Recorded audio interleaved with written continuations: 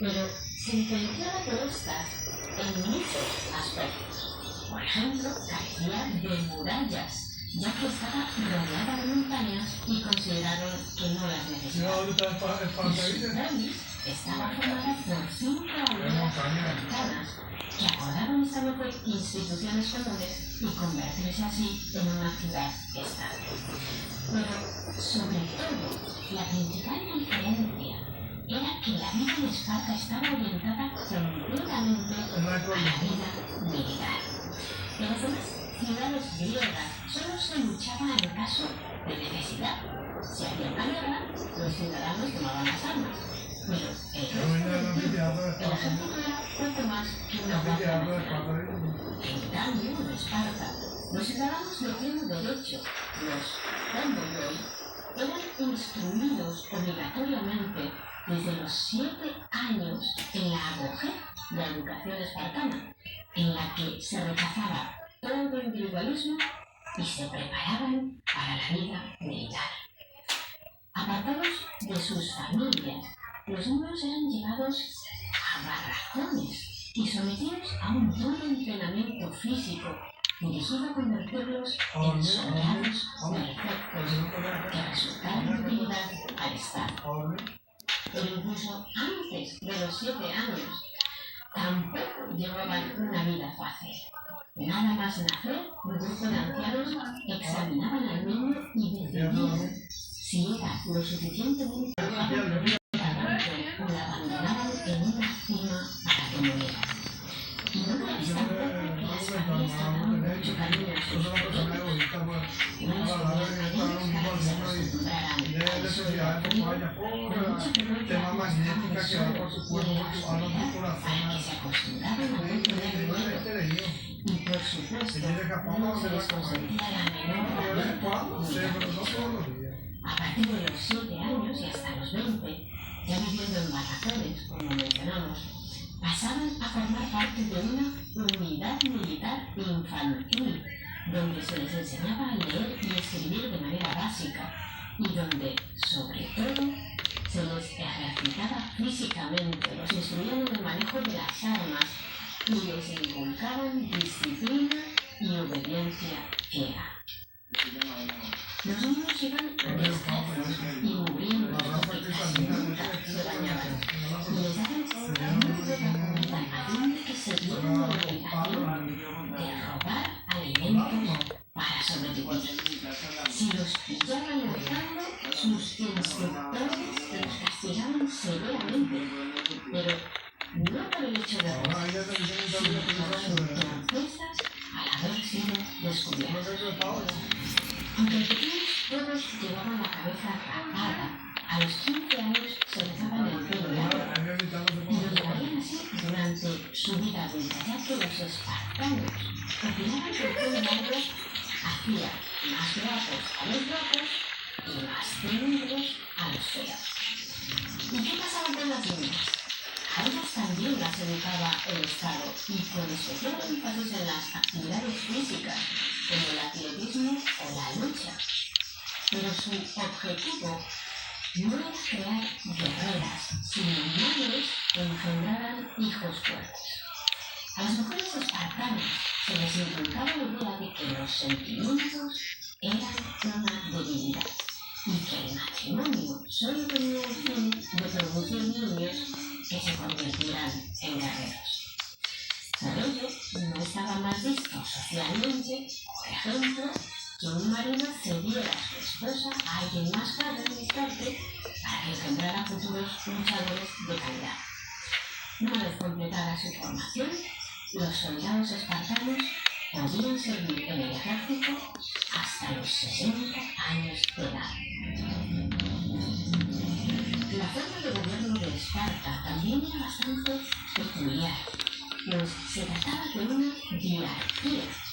Tenían 2 reyes al mismo tiempo, uno perteneciente a la dinastía de los Agíadas y otro de los Euripóntidas. Y no solo ambos eran al mismo tiempo sacerdotes y jefes militares permanentes, por lo que ambos podían dirigir a las tropas en las batallas. Según la tradición evolución mitológica. Esto era así desde que dos hermanos gemelos descendientes de Hércules gobernaron al mismo tiempo Esparta, al no ser capaces de averiguar quién de los dos había nacido primero. De uno de los gemelos descendían los Agíadas y del otro los Euripónidas, por lo que supuestamente tenían un linaje ancestral común. Una hipótesis más lógica y menos legendaria es que los espartanos adoptaron la diarquía para evitar el riesgo de caer en manos de un monarca dictatorial que abusara de su poder. Leónidas I, por tanto, era un rey, pero no un monarca, sino un diarca. Él pertenecía a la dinastía de los Agíadas y era hijo del rey Alexandridas II. Su nombre, Leónidas, significaba descendiente de león. Durante su reinado, el otro diarca de Esparta fue Leotíquidas II de los Euripónidas. Leónidas nació en torno al año 540 a.C. y accedió al trono en el 490 a.C., a los 50 años de edad, tras la muerte de su medio hermano Cleómenes, quien, según Heródoto, se acuchilló a sí mismo varias veces, desde los muslos hasta el vientre, en un arranque de locura. Para consolidar su posición como rey, Leónidas se casó con la hija de Cleómenes, Glauco, que era por tanto menos sobrina suya, y tenía por aquel entonces unos 16 años, 34 menos que Leónidas. Pronto tuvieron al menos un hijo, Listarco, que fue rey tras la muerte de Leónidas. Para comprender mejor la famosa batalla de las Termópilas, que tuvo lugar en el año 480 a.C., es necesario saber que los atenienses habían infligido una humillante derrota a los persas en la batalla de Maratón, una década antes, en el 409. Darío I, monarca del imperio aqueménida, el primer más extenso de los imperios persas, había intentado conquistar Atenas desembarcando en la llanura de Maratón, donde la poderosa caballería persa podría desenvolverse bien. Como suele suceder con las cifras de soldados participantes en las batallas de la antigüedad, los historiadores no se ponen de acuerdo, pero sí coinciden en que los persas eran muy superiores en número a los atenienses. Las cifras que proponen oscilan entre los 25.000 y 1.000 persas frente a los 10.000 atenienses y 1.000 soldados de la ciudad de Persea.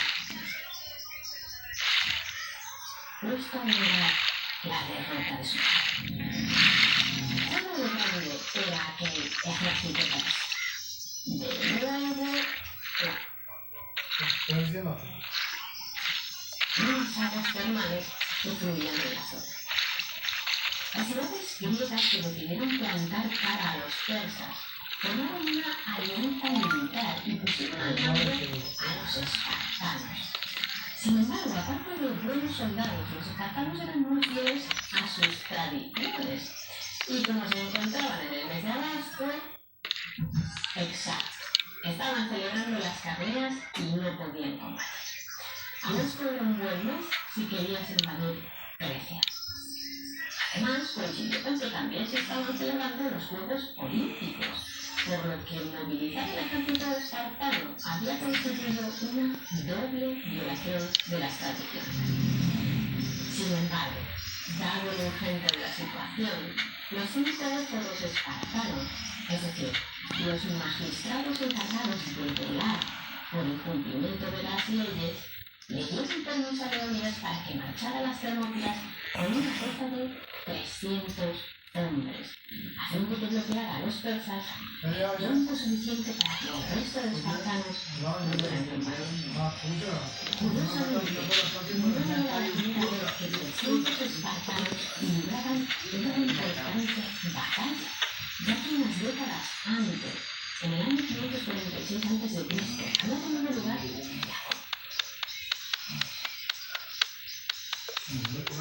los veamos. Los espartanos se sienten legitimados para declararse del imperio. A los forajidos, por supuesto, eso no tiene ninguna gracia.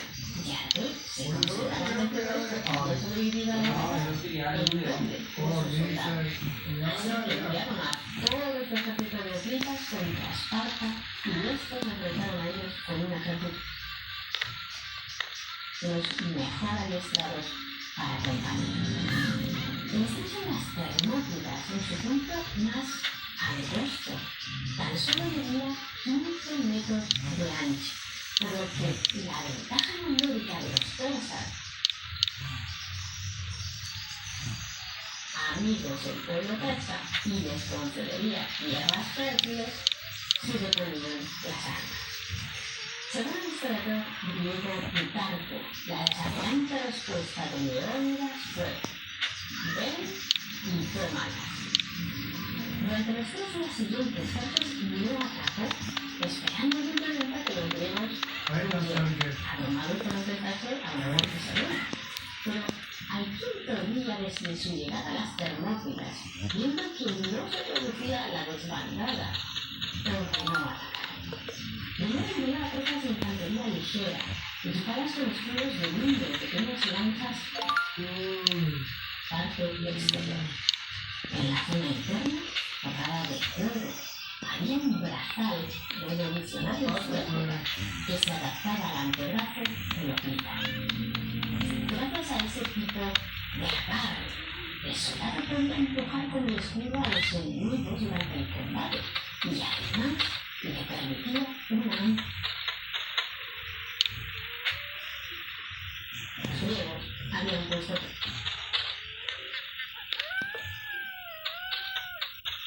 vigías de que los persas se aproximaban a través del sendero de las montañas con profundo consejo de Gip. Tenían que quedarse a mantener la posición para que el resto pudiera escapar con vida. Como era de esperar, Leónidas y sus hombres fueron masacrados. Toda la zona central de Grecia quedó en manos de Jerjes, las ciudades de Pestia y tal. Los atenienses pudieron regresar a su ciudad en invierno. Una vez reorganizados, al año siguiente los griegos consiguieron derrotar al ejército persa en las batallas de Platea y Mícala y recuperar definitivamente el control sobre su territorio. ¿Qué sucedió con el cuerpo de Leónidas? Según los textos clásicos, el arca espartano murió en las Termópilas, atravesado por varias lanzas persas, aunque los griegos lucharon con fiereza por proteger su cadáver. Cuando todos habían perecido, menos los tebanos que habían muerto, Jerjes, furioso con Leónidas, ordenó que lo decapitaran y clavaran su cabeza en una estaca. Según el historiador Pausanias de Lidia, 40 años después de la batalla, su cadáver fue recuperado por los griegos y sus restos fueron enterrados en Esparta, donde se erigió un mausoleo en su honor. ¿Y este colchón de dónde salió? Mío, cállate. ¿Qué opináis de la historia de Leónidas? Me gustaría que nos lo contarais abajo, en los comentarios. Y si queréis conocer más historia.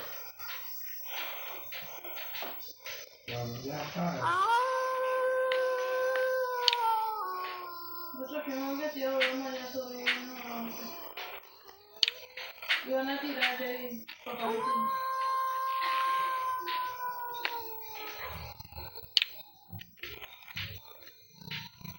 Tus suscriptores, si les está gustando el video, pueden darle like, comentar, suscribirse, mandarle esto a su abuela, a su prima, a su hermana, a quien ustedes quieran.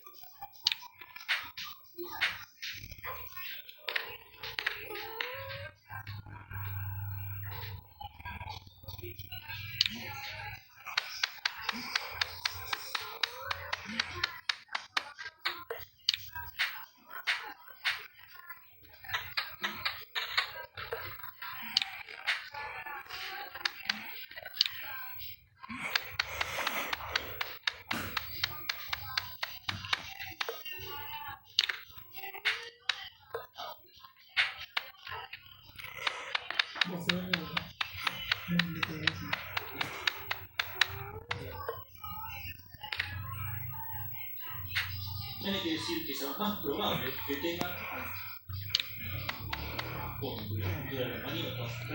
Ahí no estaba grabando, bueno, fuimos a traer madera, hicimos algunas cosas. Ahora nuestra base ya tiene seguridad suscriptores. Vengan a mirar. Bueno, pero hasta aquí el video, suscriptores. Espero que les haya gustado. Y bye bye.